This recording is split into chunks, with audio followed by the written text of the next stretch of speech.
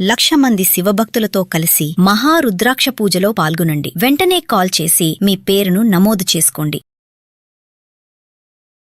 నమస్తే, welcome back to Suman TV. రోజు రోజుకి విపరీతంగా పడిపోతున్న రూపాయి విలువ కంటికి కనిపించిన దెబ్బ కొడుతుంది. మరి రూపాయి విలువ బలహీన పడుతున్న కొద్దీ దిగుమతి అయ్యే సరుకుల ధరలు భారీగా పెరుగుతుండగా ఎగుమతి అయ్యే సరుకులు చౌకగా మారుతున్నాయి. అసలు ఏం జరుగుతుంది? మరి దీనిపైన మరింత సమాచారం అందించడానికి మనకు అందుబాటులో ఉన్నారు ఎక్స్ మేజర్ ఓబ్రాయ్ గారు. Over to sir.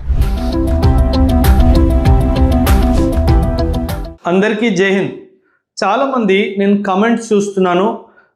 ఆ కమెంట్స్లో ఏం రాస్తున్నారంటే, సార్ మన ఇండియన్ రూపీ డాలర్కి కంపారిజన్లో చాలా పడిపోతుంది కదా, మన ఇండియన్ ఎకానమీ ఫెయిల్ అవుతుందా, లేదా మన ఇండియన్ ఎకానమీ మంచిగా పర్ఫామ్ చేయట్లేదా, అసలు దీని వెనుక కారణం ఏంటి ఎక్స్ప్లెయిన్ చేయండి అని చెప్పి మెసేజెస్ పెట్టారు.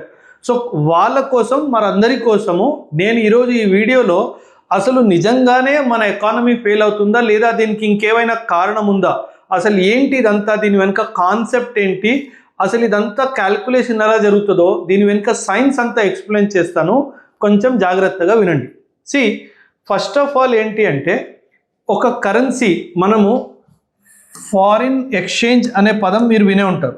ఒక పదము ఫారిన్ ఎక్స్చేంజ్ అనే ఒక పదము మీరందరూ వినే ఉంటారు. ఈ ఫారిన్ ఎక్స్చేంజ్ అంటే ఏంటి అంటే, ఫర్ ఎగ్జాంపుల్ $1 ఈరోజు 90 రూపాయలు ఉంది అనుకుందాం. సో మనకి ఇండియా వాళ్ళు ఎప్పుడైనా బయటికి వెళ్ళాలి అంటే డాలర్స్ తీసుకొని వెళ్తారు సాధారణంగా. సో $1 కొనాలి అంటే ఈరోజు మనం ఇవ్వాల్సింది 90 రూపాయలు. దీన్ని ఫారిన్ ఎక్స్చేంజ్ అంటారు. అంటే ఏదైనా 2 కరెన్సీస్ వాటి మధ్యలో ట్రేడ్ జరిగితే ఒక కరెన్సీ ఇవ్వడానికి ఎంత మన కరెన్సీ ఇవ్వాలో దాన్ని ఫారిన్ ఎక్స్చేంజ్ అంటారు. ఇప్పుడు $1 90 రూపాయలు ఉంది అనుకుందాం. తర్వాత రేపు $1 = 85 రూపీస్ అయింది అనుకుందాం. ఈ సిచ్యువేషన్ని ఏమంటామంటే, దీన్ని ఇండియన్ రూపీ అప్రిసియేషన్ అన్నట్టుగా అంటాం. అంటే ఇండియన్ రూపీ అప్రిసియేటెడ్ వీజవిస్ డాలర్ అని అంటాం. అంటే డాలర్కి విరుద్ధంగా, డాలర్కి ఎదురుగా ఇండియన్ రూపీ 5 రూపీస్ పెరిగింది పర్ఫార్మెన్స్ అని. ఒక్కొక్కసారి $1 ఎల్లుండి, ఇది ఈరోజు టుడే అనుకుందాము, ఇది టుమారో అనుకుందాము, ఇది డే ఆఫ్టర్ టుమారో అనుకుందాం. ఈ డే ఆఫ్టర్ టుమారో ఇంకేదైనా సంఘటన జరిగి ఇండియన్ $1 అమెరికన్ $1 = 95 ఇండియన్ రూపీస్ అయ్యింది అనుకుందాం. ఇప్పుడు దీన్ని ఏమంటారు? కరెన్సీ డెప్రిషియేటెడ్ వీజవిస్ డాలర్ అని అంటాం. ఇక్కడ అప్రిషియేటెడ్, ఇక్కడ డెప్రిషియేటెడ్ అంటాం. అంటే ఇండియన్ రూపీ విలువ డాలర్తో పోల్చుకుంటే తగ్గిపోయింది అని అంటాం. మీరు అనొచ్చు, అదేంటి సార్ అమౌంట్ పెరిగిపోతే తగ్గిపోయింది అంటున్నారంటే, అమౌంట్ పెరిగింది కానీ ఇప్పుడు $1 కొనుక్కోవడానికి 95 రూపాయలు ఇవ్వాలి. అదే నిన్నైతే డాలర్ కొనుక్కోవడానికి 85 ఇవ్వాలి. అదే ఈరోజు అయితే $1 కొనుక్కోవడానికి 90 రూపాయలు ఇవ్వాలి.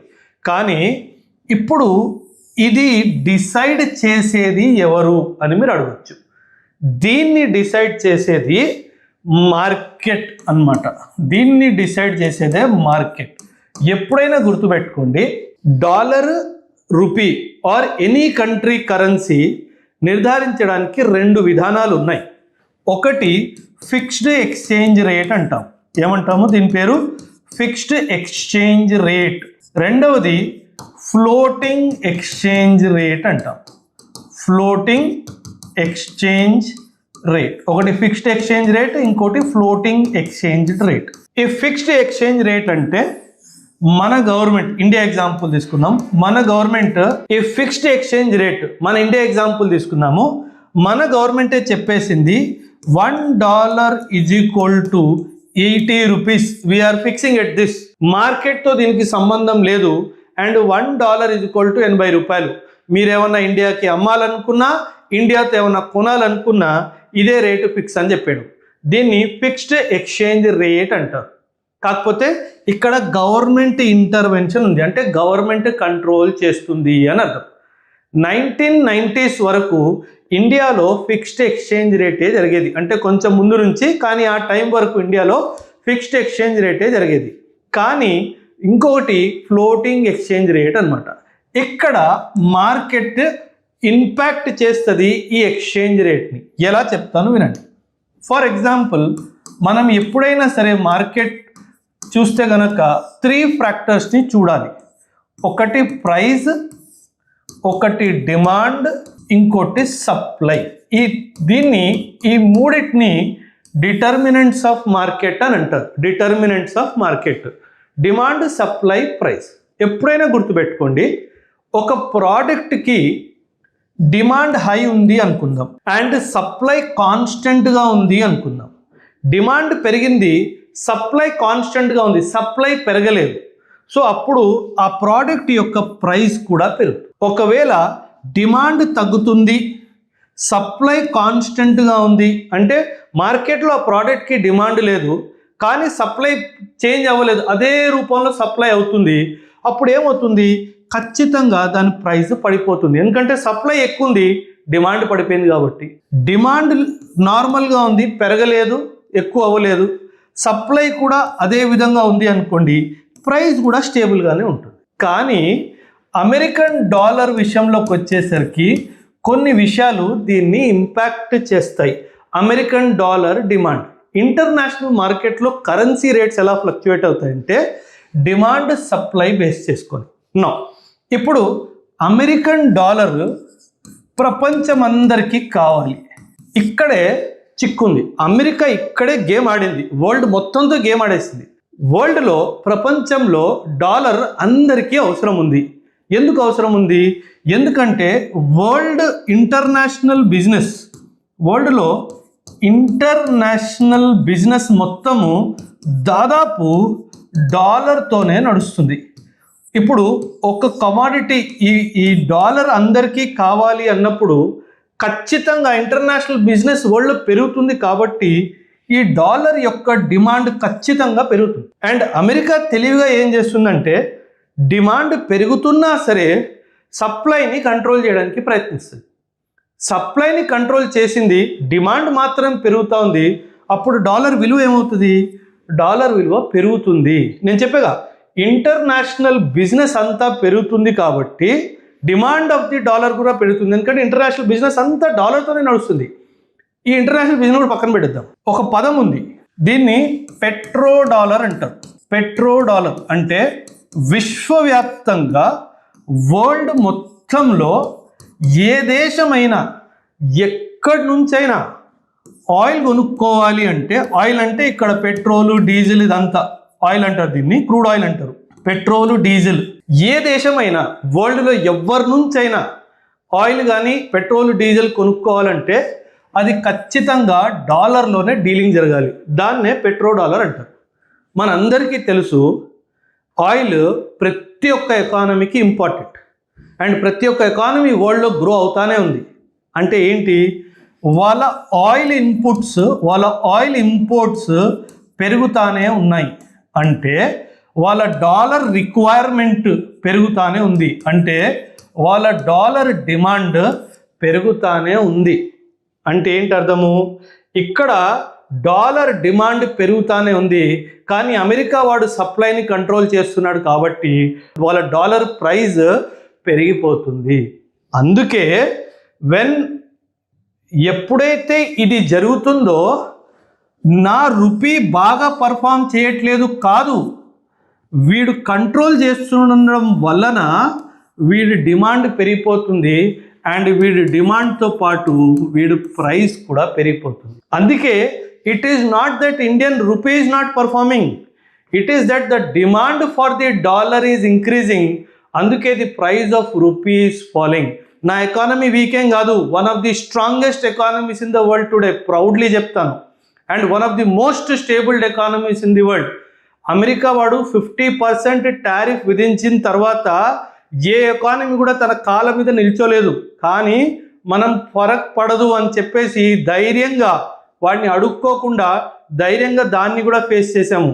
ప్రపంచంలో మొట్టమొదటి ఎకానమీ మన ఇండియాది. ఎందుకంటే మనం మార్కెట్లో అంత స్ట్రెంగ్త్ ఉంది కాబట్టి. ఇప్పుడు మనం ఏమంటున్నాము, అమెరికన్ డాలర్కి డిమాండ్ ఎక్కువ ఉంది కాబట్టి వాడు సప్లైని కంట్రోల్ చేస్తున్నాడు కదా, అందుకే వాడు ప్రైస్ పెరిగిపోతుంది అన్నాం.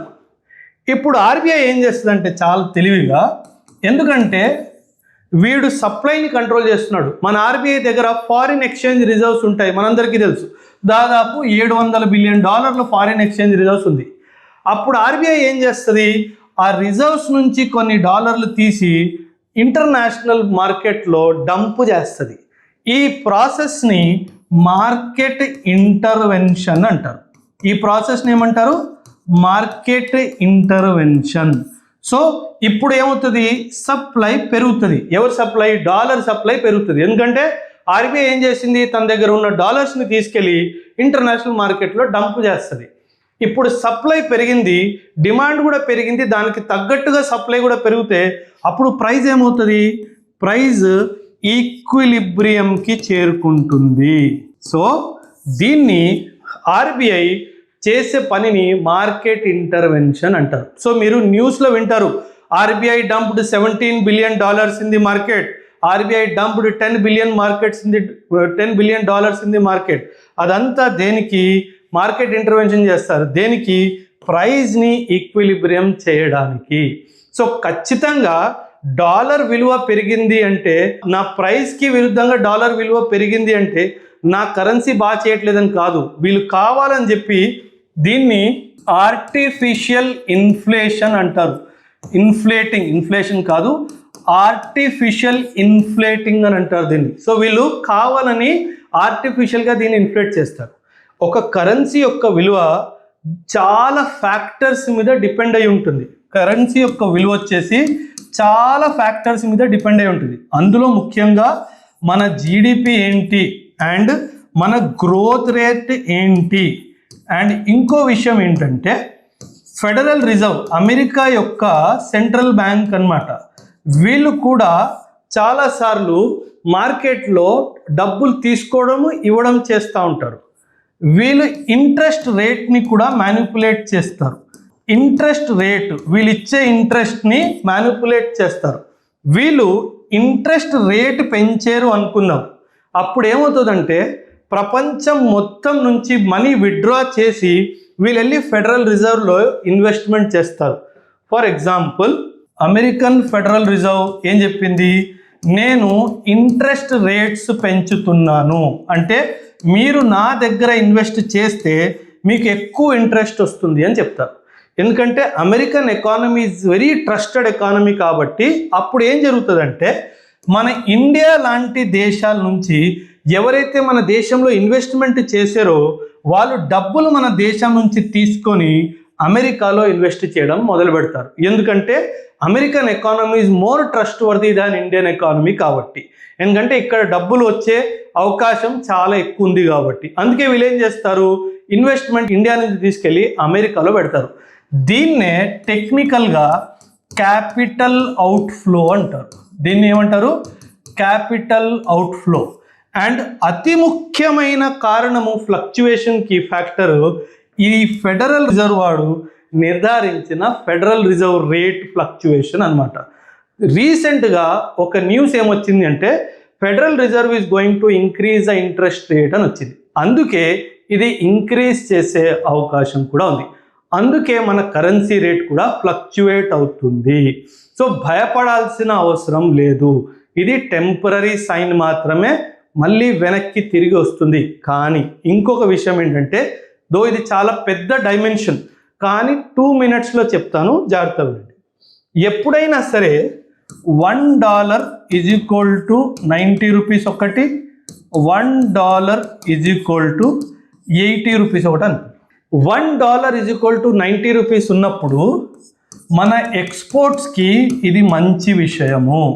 కానీ తగ్గినప్పుడు మన ఇంపోర్ట్స్కి ఇది మంచి విషయము. ఇక్కడ ఎందుకు ఎక్స్పోర్ట్స్కి మంచి విషయం అంటే, ఫర్ ఎగ్జాంపుల్ మనం ఇండియా నుంచి మ్యాంగోస్ అమెరికాకి ఎక్స్పోర్ట్ చేస్తున్నాము అనుకుందాం. ముందు ఎంత ఉండేది ప్రైస్, 80 రూపీస్, ఇప్పుడు ఎంత అయింది, 90 అయింది.